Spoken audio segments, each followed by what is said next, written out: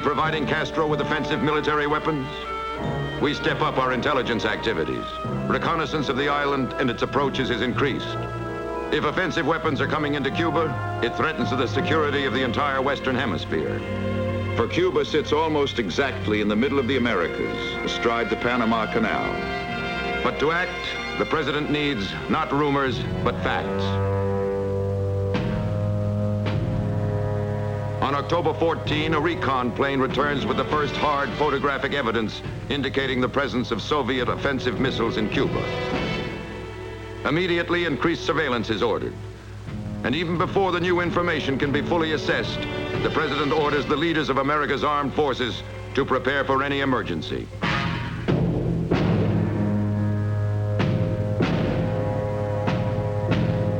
Strategic Air Command immediately begins dispersing its aircraft.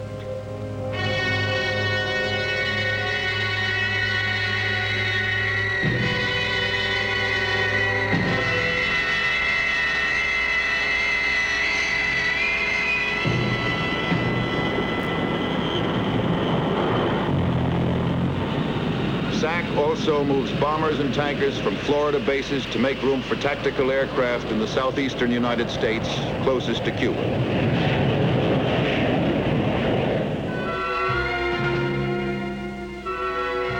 Much of the Atlantic Fleet is already put to sea for training exercises that are a routine part of Fleet's normal operation schedule.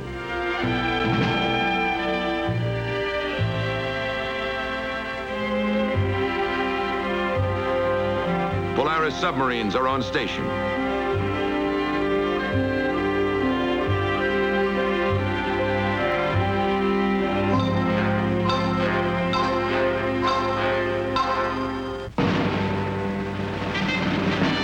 On October 16, a new command, U.S. Army Forces Atlantic, is created. And major elements of STRAC, Strategic Army Corps, are assigned to this new command. All elements go on advanced alert.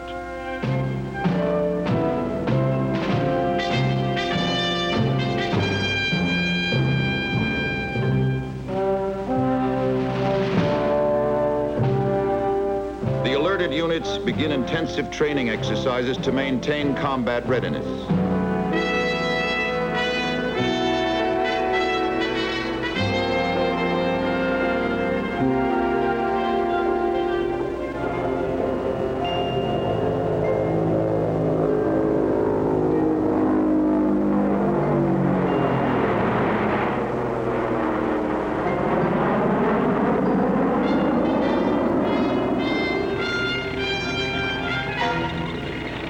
Armored Division moves out from its home base at Fort Hood, Texas, to Fort Stewart, Georgia.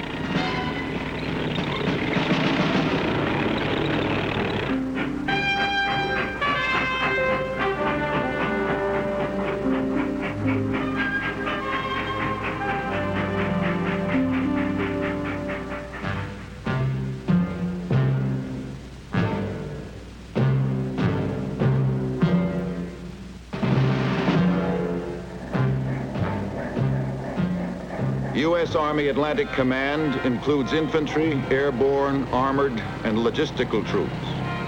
All move or prepare to move to previously assigned positions along the southern Atlantic coast.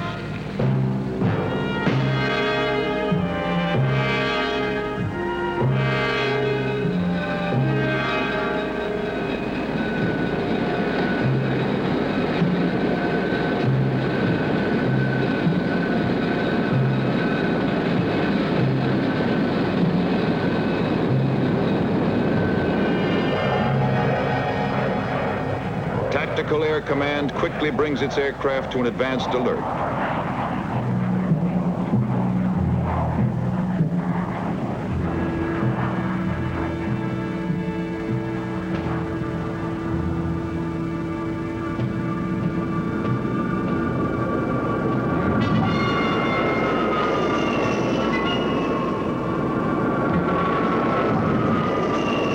Passing hour brings greater strength to the air forces deployed within striking distance of Cuba.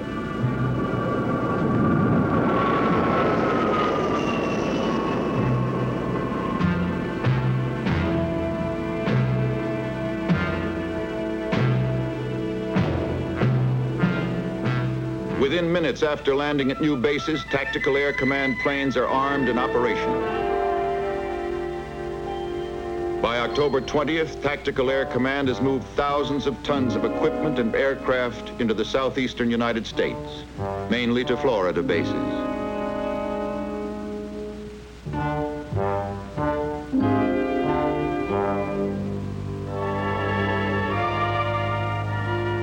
Tons of air evacuation hospital equipment are flown to Florida and pre-positioned.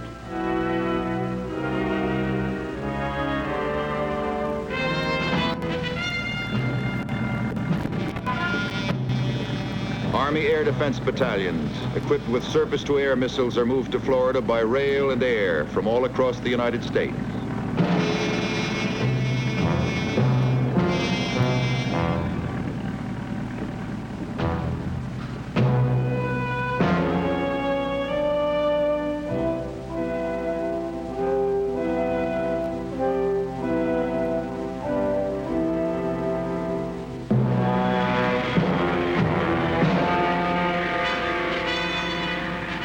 Orders are given to beef up Marine forces guarding the Guantanamo Naval Base on Cuba.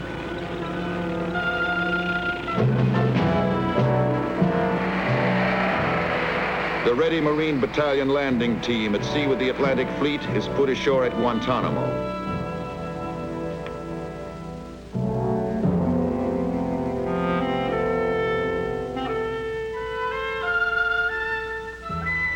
As a final precautionary measure, over 3,000 Navy and Marine wives and children are evacuated from Guantanamo.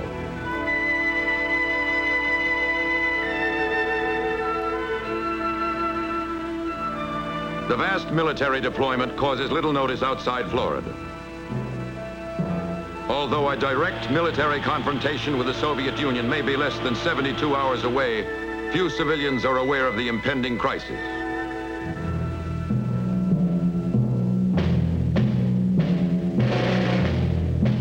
On October 20th, the nation settles down to a weekend of football and tomfoolery. Northwestern meets Ohio State in Saturday's big game. Most of the weekend news seems to come from the West Coast, farthest from Cuba. The Seattle Fair is closing. A Los Angeles florist is selling elephants.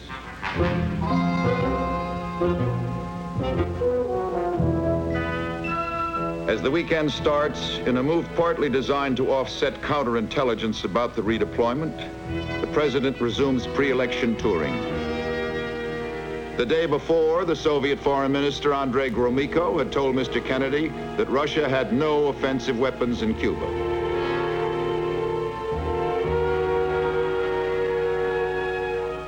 Suddenly on Saturday, October 20th, the president cancels his trip and hurries from a rain-swept Chicago back to Washington. The crisis now has reached a head. All week, reconnaissance planes have been sweeping the island of Cuba. The new intelligence photos are in, and now the evidence is unmistakable.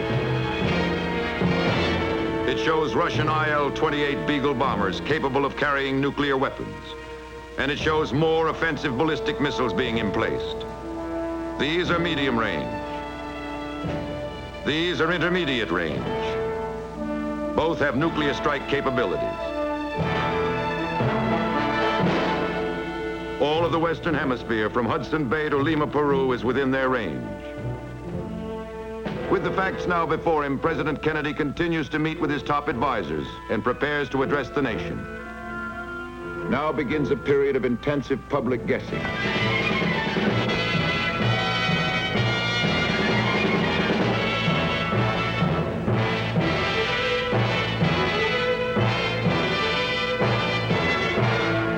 The date is October 22nd.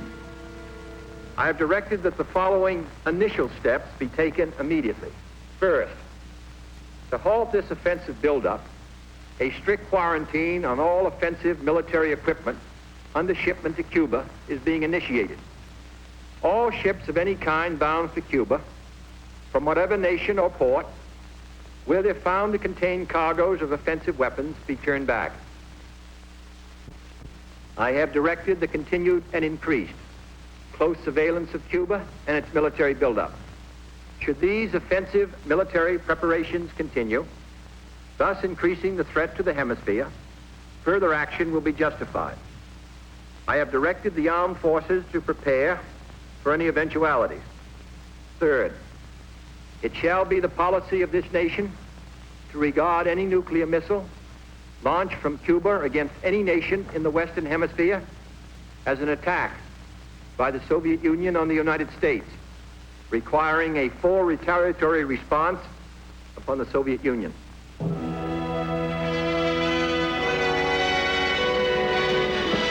There follows 24 hours of intensive civilian and diplomatic activity, and the nation lines up behind the president. I'd hate like heck to see us go to war, but if it's necessary to prevent a nuclear war, I think the action has to be taken at this time. Well, I think it's high time we stopped Russia from having things her own way. We only have a few more months to go on reserves, and I just hope they don't grab me, that's all. I know that some action should be taken, but he's going to have to tread very lightly, short of war. I think it's gone beyond the stage of whether or not we support the president or we don't support him, where it's way past that. Suddenly, the idea of civil defense no longer seems either useless or foolish. Suddenly, millions of Americans are asking one question: how can I make my family safe? Suddenly, it seems very important to have adequate supplies in every home. In some parts of the country, supermarket shelves are stripped bare. Yet if the worst had come, most of these second thoughts would have been too late.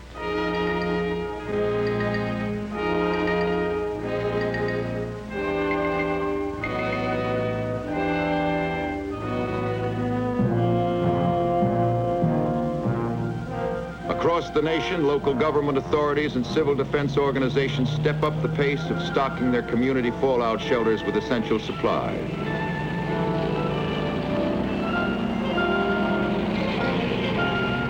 In a world in which no family is beyond the range of nuclear warheads, civil defense cannot be a sometime thing.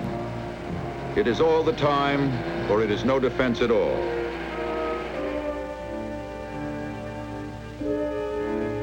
At the United Nations, Ambassador Stevenson takes America's case to the world.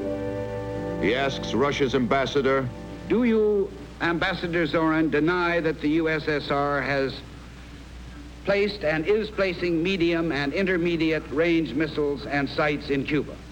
Yes or no?"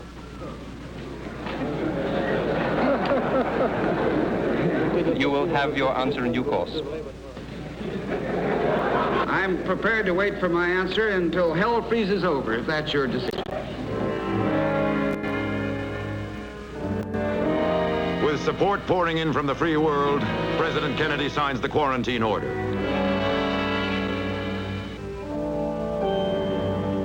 At the Pentagon, Secretary of Defense Robert McNamara prepares to enforce it. I have taken the necessary steps to deploy our forces to be in a position to make effective the quarantine at 2 p.m. tomorrow, Greenwich time. That will be the equivalent of 10 a.m. Eastern Daylight Time. The forces under my command, that is to say under the command of the President, are ordered to interdict, subject to certain instructions contained in the proclamation, the delivery of offensive weapons and associated material to Cuba. Those are the instructions we've been given. Those are the instructions we will carry out.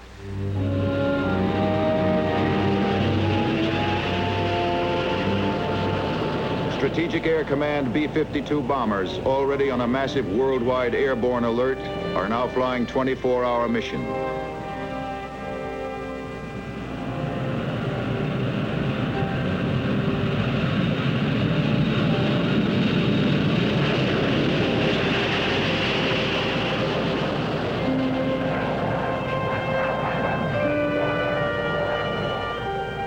The round-the-clock missions are made possible by mid-air refueling.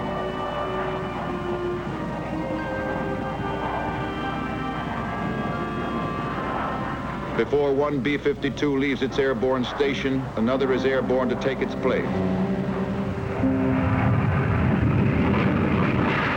Air Defense Command interceptors and Tactical Air Command fighter and reconnaissance aircraft join Navy, Marine, and SAC to maintain watch on the 2,000 ships known to be in the Atlantic.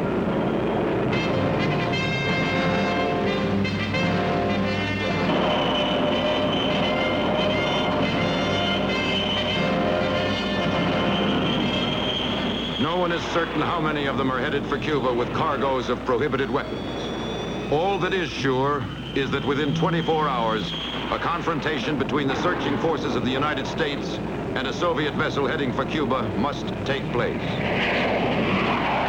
The world awaits the outcome.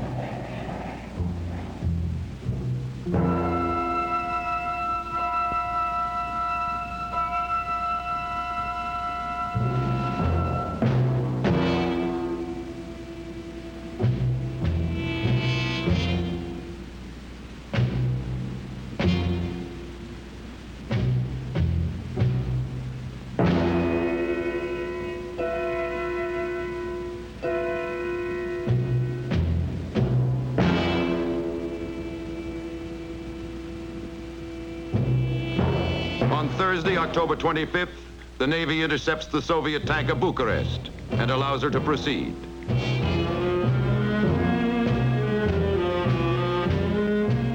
On Friday, another encounter takes place at sea. A Soviet chartered vessel, the Marukla, is stopped, boarded, and inspected, then cleared to proceed to Cuba. Apparently, the Soviet vessels loaded with offensive weapons and prohibited materials are awaiting orders at sea or have turned back. The world breathes a little easier, but the crisis continues. Low-level reconnaissance planes at near treetop level surprise the Cuban anti-aircraft crews, catch them running for their guns, and report that work on the missile sites is still going forward at a feverish pace around the clock. The Kremlin stalls for time, but the White House makes clear that time is running out.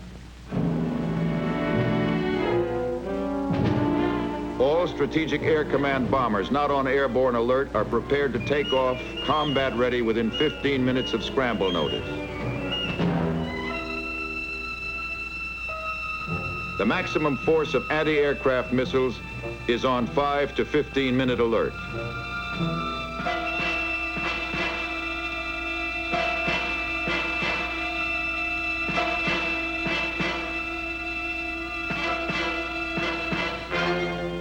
At headquarters, North American Air Defense Command, everything airborne within hundreds of miles of our borders is brought under intensive surveillance.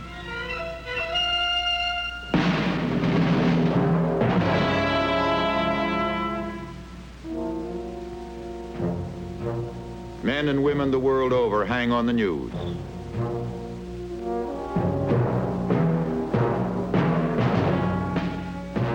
No one can be sure that he and his family will still be alive at this time tomorrow.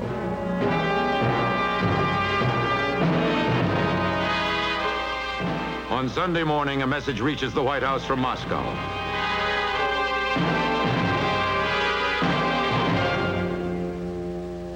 Press Secretary Salinger announces that Chairman Khrushchev has agreed to remove the missiles from Cuba and reads Mr. Kennedy's reply to the Soviet premier.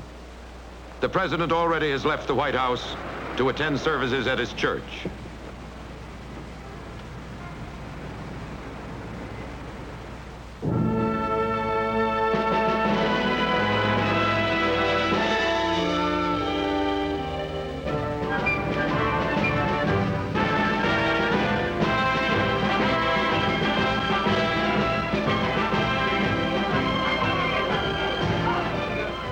One week in October, perhaps the most frightening week the world has ever known, is over.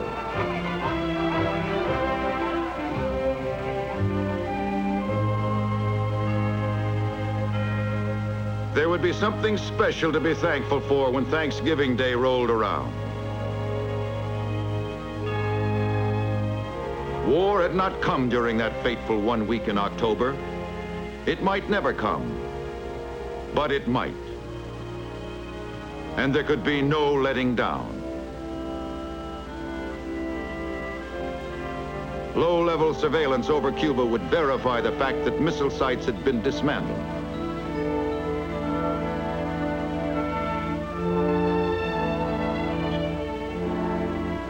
Soviet ships would be photographed carrying the missiles out of Cuba. There would be no question about the continued vigilance by America's armed forces. If any question remained, it would concern civilian Americans. Would they, too, remember this fateful week in October?